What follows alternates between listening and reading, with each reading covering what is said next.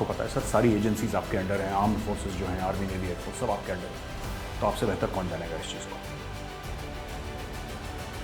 Sir. और आप सिर्फ प्रधानमंत्री नहीं हैं, सिर्फ प्रधानमंत्री नहीं हैं, आप 130 करोड़ लोगों के लाडले हैं सर। क्योंकि रशिया को पता है कि रशिया को करना क्या है, इनके साथ डील कैसे करना है।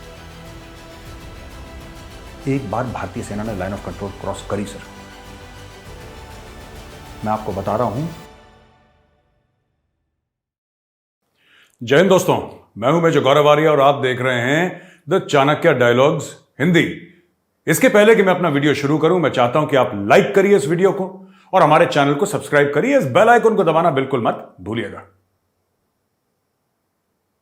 आज मैं माननीय प्रधानमंत्री श्री नरेंद्र मोदी जी से हाथ जोड़ के एक विनम्र अपील करना चाहता हूं, एक निवेदन करना चाहता हूं। सर, ये जो कश्मीरी हिंदुओं को मारा जा रहा है और जो उनका पलायन लगभग शुरू हो गया है कश्मीर से दोबारा, ये एक चिंता का विषय है, ये सब जानते हैं। और इसके बारे में मीडिया ने कई बातें करी, मीडिया ने कई रुख भी इसके, कई पहलू इसके पब्लिक के सामने रखे।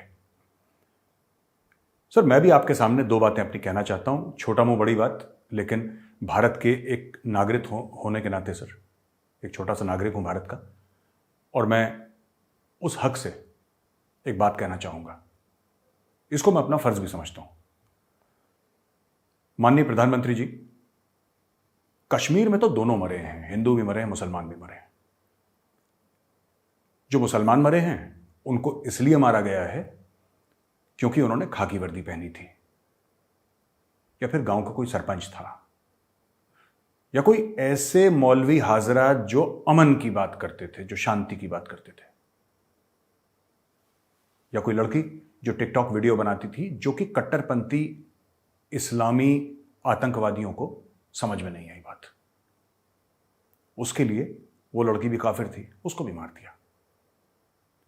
लेकिन जो हिंदुओं को मारा जा रहा है उनको सिर्फ एक कारण से मारा जा रहा है, इसलिए नहीं कि वो पुलिस की नौकरी करते हैं, इसलिए नहीं कि वो टिकटॉक वीडियो बनाते हैं, इसलिए नहीं कि वो किसी गांव के सरपंच हैं, या कोई और कारण से। उनको सिर्फ इसलिए मारा जाता है क्योंकि वो हिंदू हैं।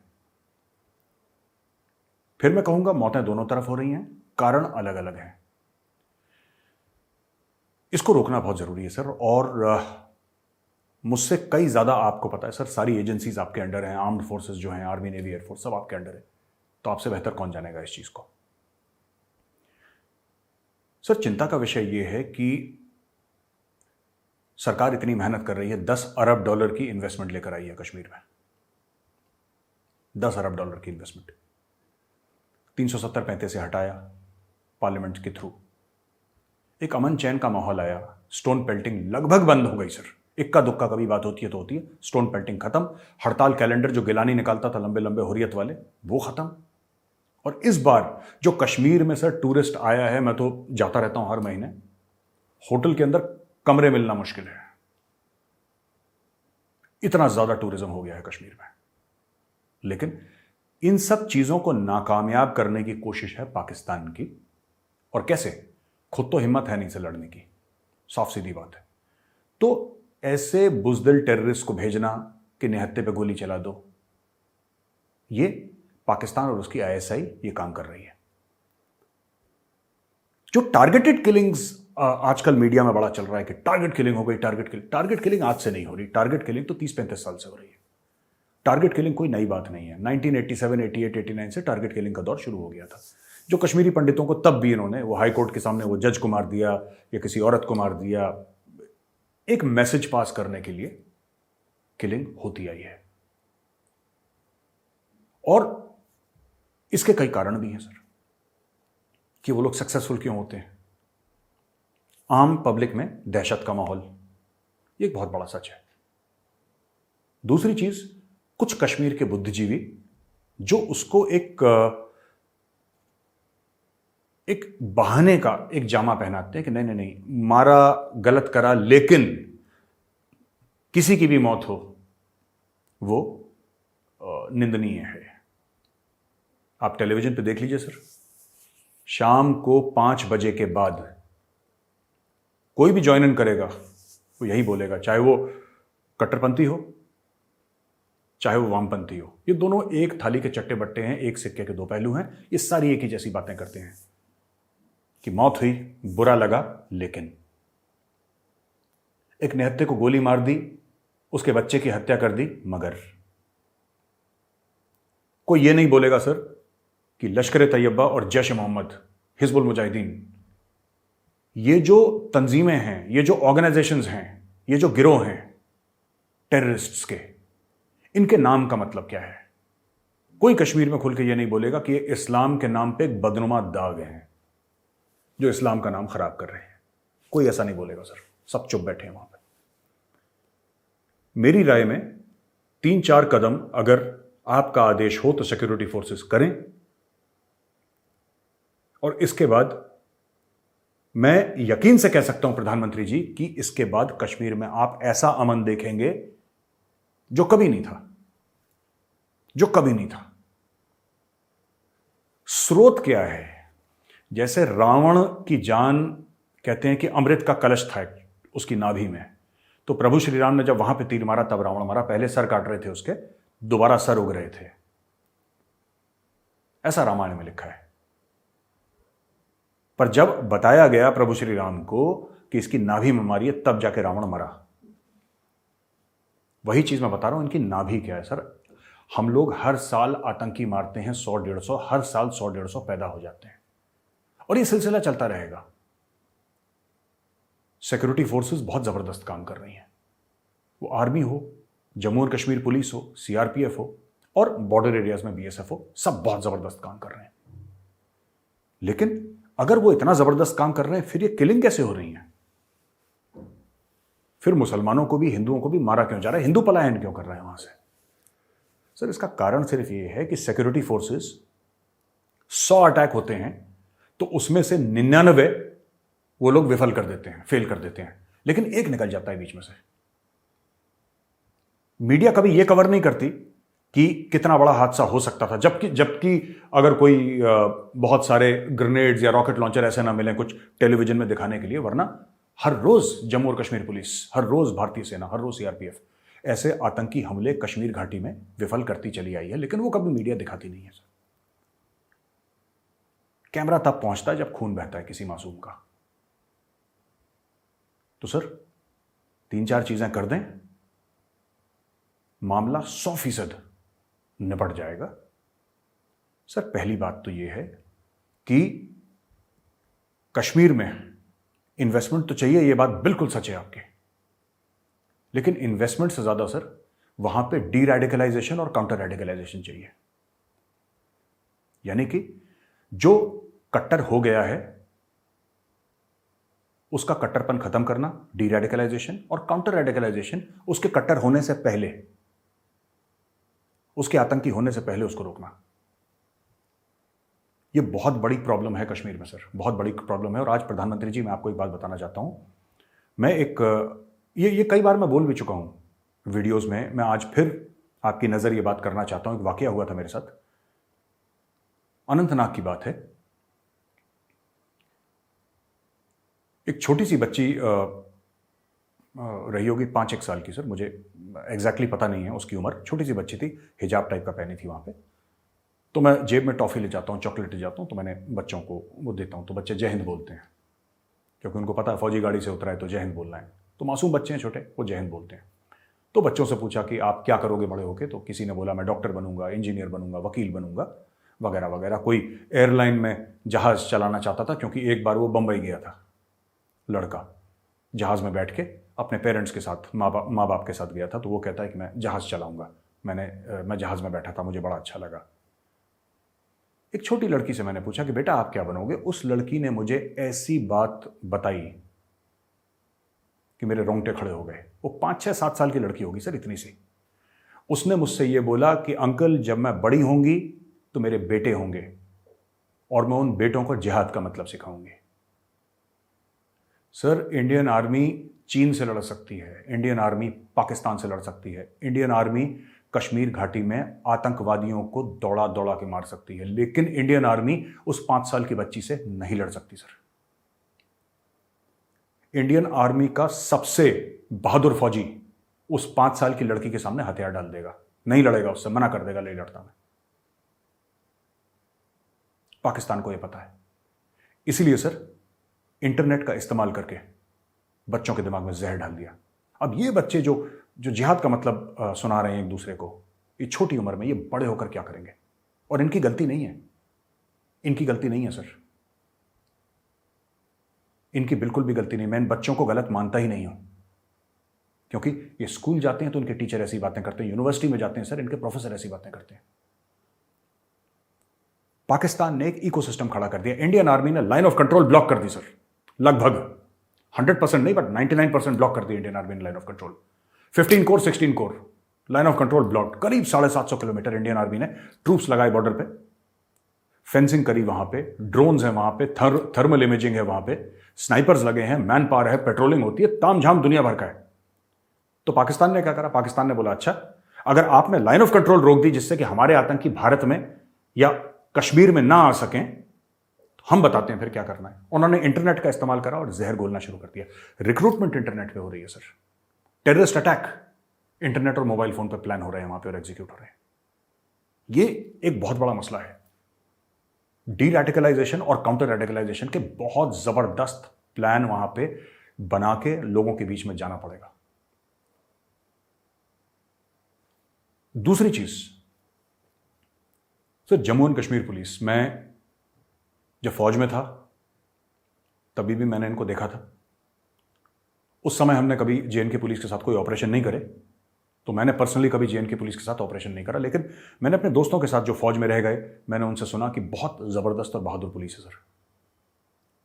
और मैं सारी पुलिस फोर्सेस की इज्जत करता हूँ पूरी भारत में, लेकिन जितना जम्मू और कश्मीर पुलिस ने खून बहाया सर, शायद मुझे नहीं लगता और किसी पुलिस फोर्स ने, स्टेट पुलिस ने इतना खून बहाया होगा जितना जम्मू और कश्मीर पुलिस ने बहाया है।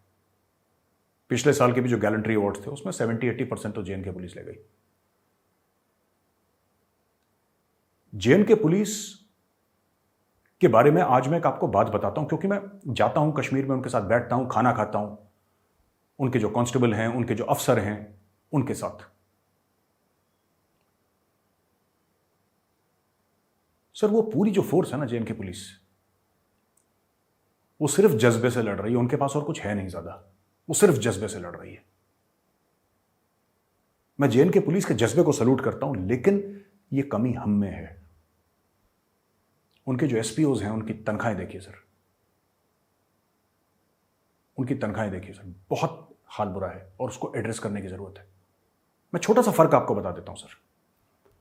सब लोग, वर्दी का रंग कोई भी हो, सब लोग जबरदस्त काम कर रहे हैं कश्मीर में सर। क्या इंडियन आर्मी, क्या जेएनके पुलिस, क्या सीआरपीएफ, इसमें कोई शक नहीं है। Everybody is doing a phenomenal job. और जो कोऑर्डिनेशन हमें जेएनके में मिलता है देखने को, पुलिस और आर्मी का, ये आपको और बाकी भारतवर्ष में नहीं मिलेगा, क्योंकि यहां पे क्रेडिट का खेल अब बंद कर दिया लोगों ने कि हमने मारा, तुमने मारा, हमने तीर मारा, तुमने तीर, वो सब बंद कर दिया। अब ये लोग कहते हैं हम लोगों ने मिलकर करा। ये काफी हद तक कंट्रोल हो गया, बहुत पॉजिटिव बात है। इसमें जो वहां के कोर कमांडर हैं 15 कोर के, उनका बहुत बड़ा हाथ है। जो डीजीपी साहब हैं उनका बहुत बड़ा हाथ है।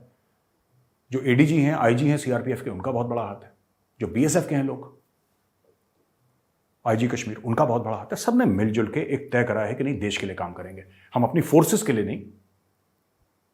Core commander 15 core will only work for India, not for the Indian army. राष्ट्र सर्वोपरि। इसीलिए काउंटर इंसर्जेंसी में इतने सक्सेस मिले। मैं वापस आता हूं सर जेएनके पुलिस के बारे में। जेएनके पुलिस की प्रॉब्लम क्या है मैं आपको बताता हूं सर।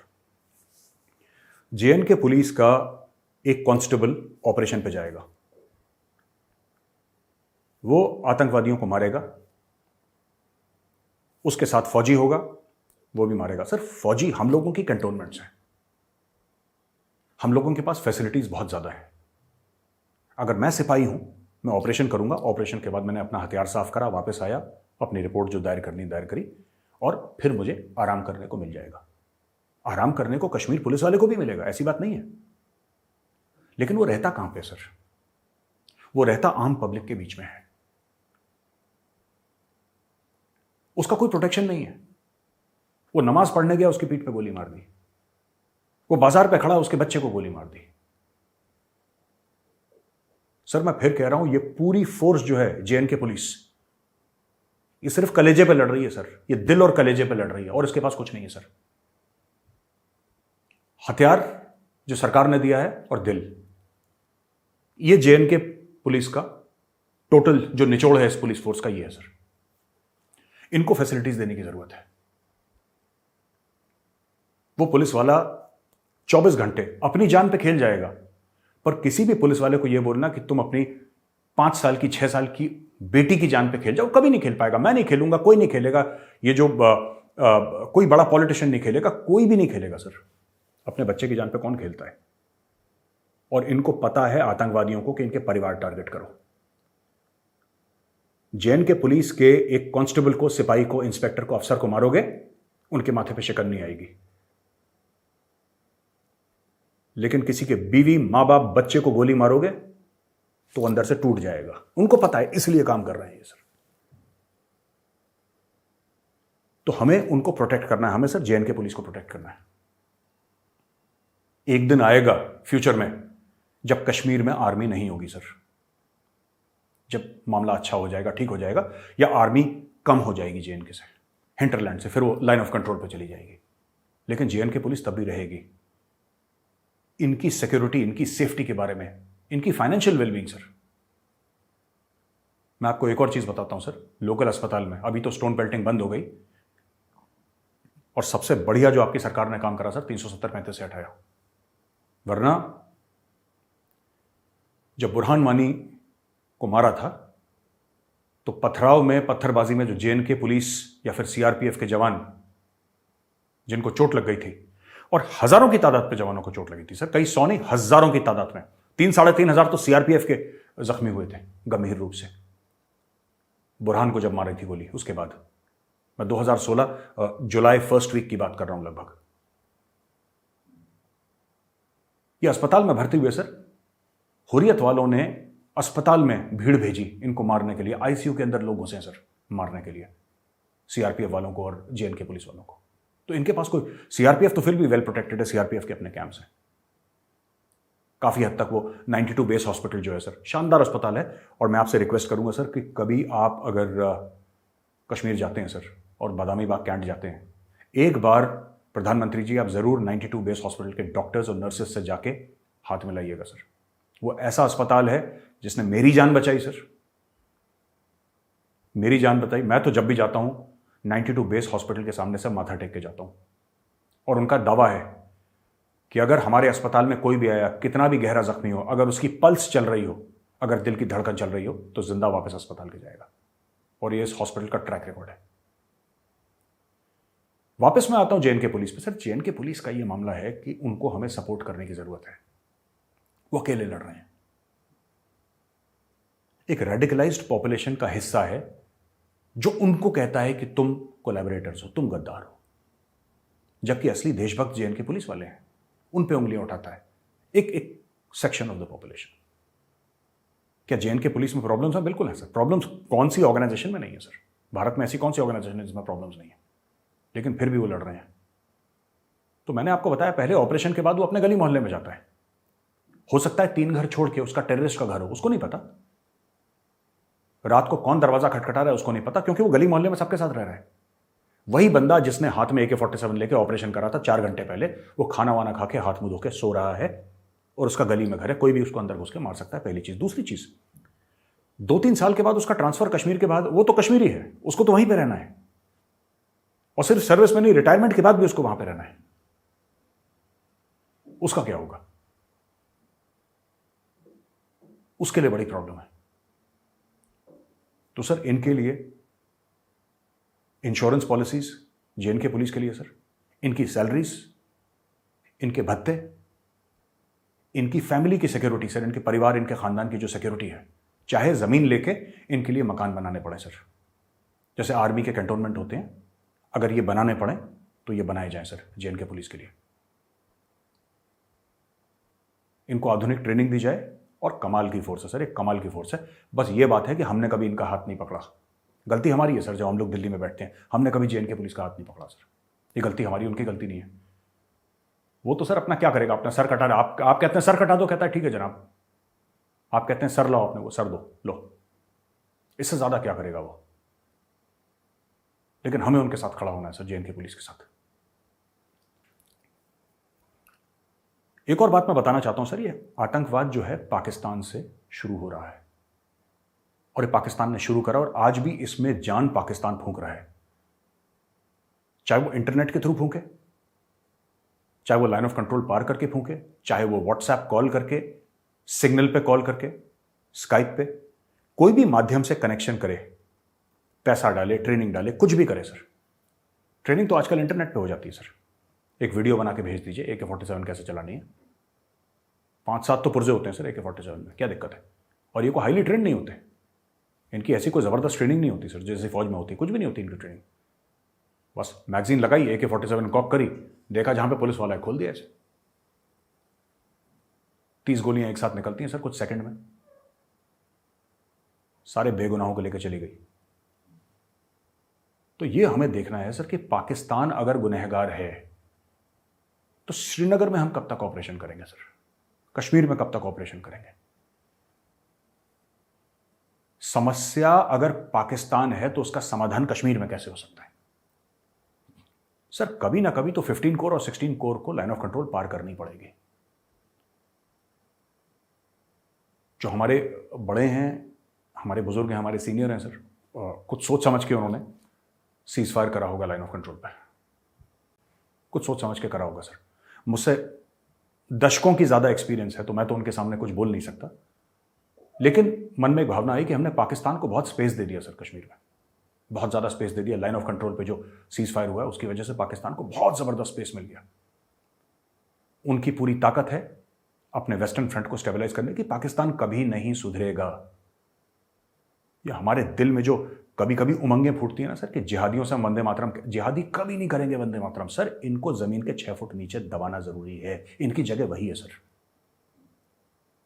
और मैं तो ये भी नहीं चाहता कि जिहादी कभी तिरंगा हाथ भी लगाए, उसके हाथ लगाने से तिरंगा जो है अपवित्र हो जाएगा। उसको डालना जमीन के नीचे सर, तब जाके जो कश्मीर में ये जेनोसाइड हो रहा है ये बंद होगा, वरना ये चलता रहेगा sir. 15 corps and 16 corps have to cross the line of control sir. एक बार भारतीय सेना ने लाइन ऑफ कंट्रोल क्रॉस करी सर, मैं आपको बता रहा हूं इस्लामाबाद में घंटियां बज जाएंगी बुरी तरीके से। ये कश्मीर का भूत होता सर, इंडियन आर्मी उतार देगी इनके कश्मीर का भूत। आप सर, आप प्रधानमंत्री हैं इस देश के, और आप सिर्फ प्रधानमंत्री नहीं हैं, सिर्फ प्रधानमंत्री नहीं हैं, आप 130 करोड़ लोगों के लाडले हैं सर। लोग आपको सर पे बैठाते हैं, यहां पे आप हुक्म तो देके देगी, you give the order sir. Indian army Pakistani फौज की पीठ की खाल निकाल के सर उसके मोजे और दस्ताने बना देगी। आप एक बार बोलिए इनको, मैं इंडियन आर्मी को, मुझे पता है इनकी क्या कैपेबिलिटी है। अपनी इसी में आ गए सर, ये खड़का देंगे अंदर से खिड़कियां इनकी पूरी। एक मैं आपको और बात बताना चाहता हूं, ये थोड़ी सी कंट्रोवर्शियल बात है, लेकिन प्रधानमंत्री जी मैं आपको यह बात बताना चाहता हूं क्योंकि हमारे ऊपर जो जंग या लड़ाई युद्ध थोपा गया है वो कन्वेंशनल नहीं है। हम लोग फौजी बड़े बात करते हैं ऑनर की, हम लोग बात करते हैं ऑफिसर्स ट्रेनिंग एकेडमी का जो मोटो है सर्व विद ऑनर। ऑनर है जिसको कहते हैं कि दुश्मनी में भी एक शराफत रखना, that is the core of Indian army. लेकिन ये दूसरी तरफ वाले ना शरीफ नहीं है सर। गुंडे के साथ तो गुंडागर्दी करनी पड़ेगी, गुंडे के साथ अगर आप गुंडागर्दी नहीं करेंगे सर, आप शराफत करेंगे तो फायदा उठाएगा शराफत का, वो शराफत को कमजोरी समझता है। मैं आपको एक छोटा सा मोदी जी एग्जांपल देता हूं। ये मैंने बहुत पहले मुझे इसका आइडिया था, लेकिन मैंने कल लॉस एंजलिस टाइम्स की स्टोरी निकाली सर, मैं आपको बताना चाहता हूं।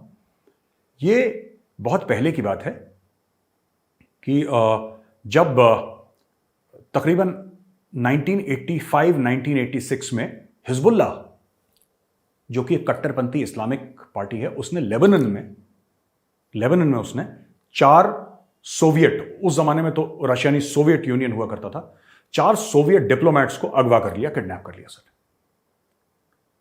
4 सोवियत डिप्लोमैट्स को उसने अगवा कर लिया। सोवियट्स ने काफी मिन्नतें करी उसकी, रशियंस ने काफ़ी हाथ पैर जोड़े कि भाई छोड़ दो, वो नहीं माने।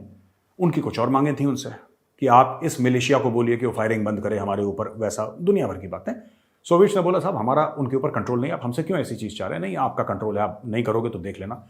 एक को मार दिया सर, अर्काडी काटकोव, ये एक सोवियत डिप्लोमेट था, यानी रूसी डिप्लोमेट था, अर्काडी काटकोव, उसको मार दिया और एक फील्ड में यानी कि खेत में उसकी लाश मिली।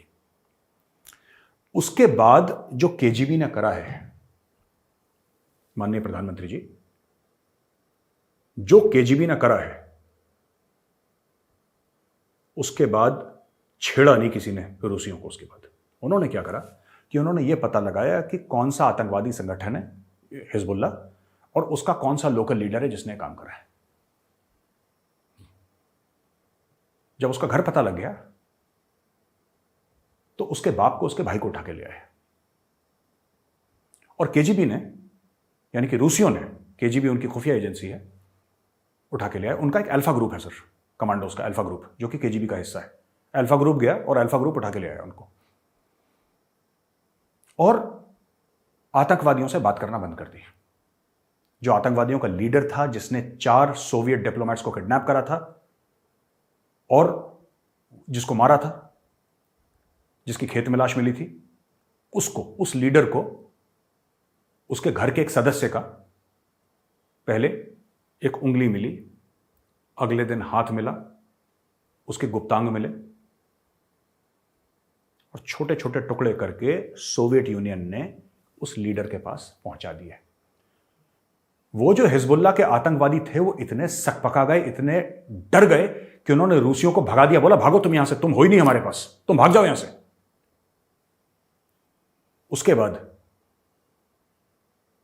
उसके बाद वो दिन था और आज का दिन है, कोई रशिया को छेड़ता नहीं है सर, क्योंकि रशिया को पता है कि रशिया को करना क्या है, इनके साथ डील कैसे करना है।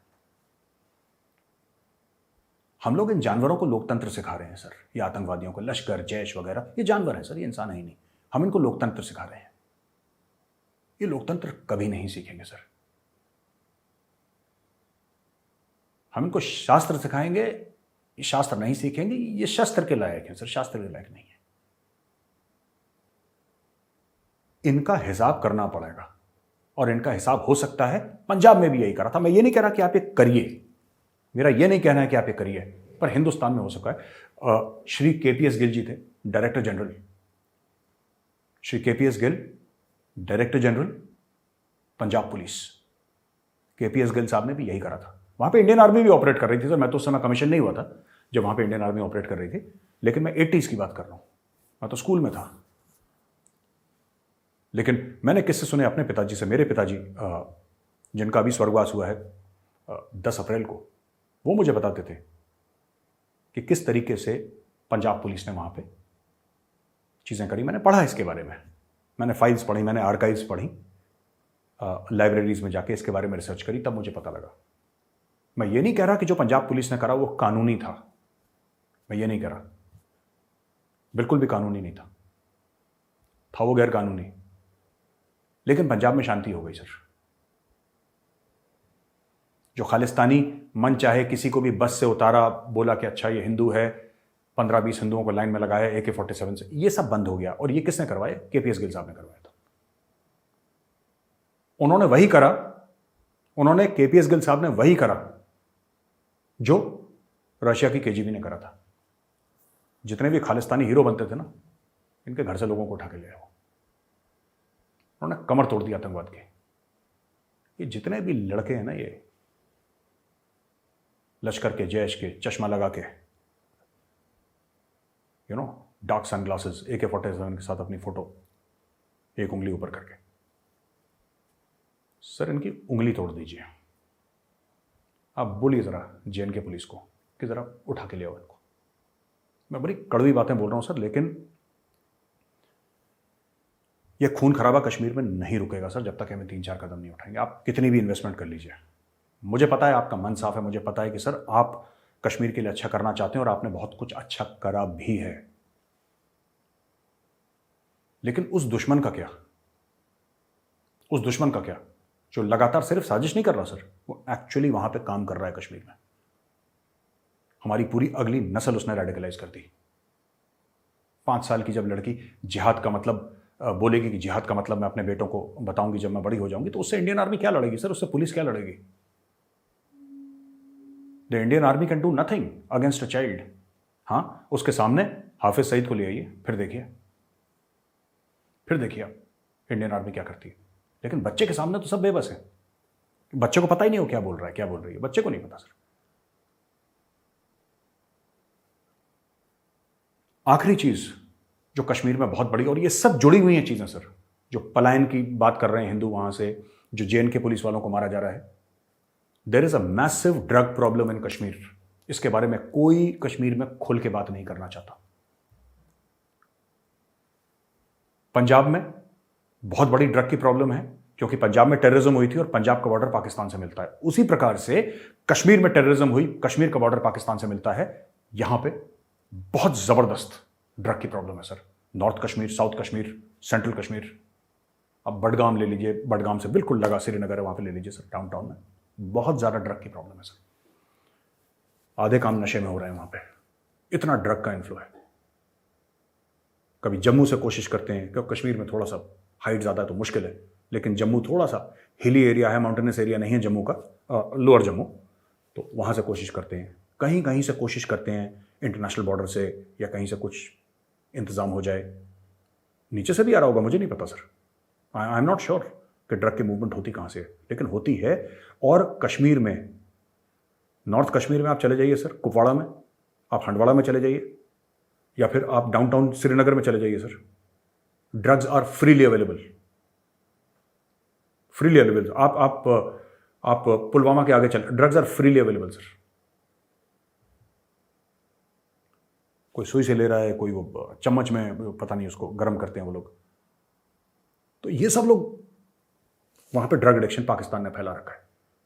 ये 4-5 चीजें थी जो मैं आपकी नजर करना चाहता था माननीय प्रधानमंत्री महोदय।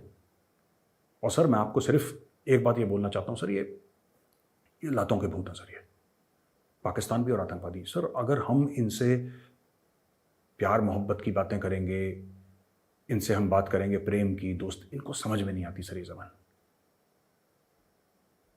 मैं ख़त्म करूंगा सर एक चीज़ कह के सर, कि जब हम फौज में थे तो हमसे कोर्ट ऑफ इंक्वायरी करवाई जाती थी सर। कुछ भी होता है फौज में, कोई भी एक्सीडेंट हो गया या कुछ भी हो गया सर, तो एक कोर्ट ऑफ इंक्वायरी होती है पता लगाने के लिए कि भाई हुआ क्या है। Court of inquiry court martial नहीं है, इंक्वायरी है, एक इंक्वायरी है। तो मैंने कई कोर्ट ऑफ इंक्वायरी करी सर जब मैं फौज में था, कई बार। उसकी लास्ट लाइन है, आखिरी जो लाइन इंडियन आर्मी की हर एक कोर्ट ऑफ इंक्वायरी में होती है, वो ये होती है कि I have explained this to the individual in the language he understands and he signs it as correct. यानी कि जिसके ऊपर मैंने इंक्वायरी करी है, मैंने उसको उस जबान में समझा दिया है जिस जबान में उसको समझ में आती है, और वो अपने हस्ताक्षर नीचे कर रहा है क्योंकि वो मानता है कि सही और सच है। ये एक डिक्लेरेशन होता है नीचे sir, we need to explain to Pakistan and the terrorists in the language they understand.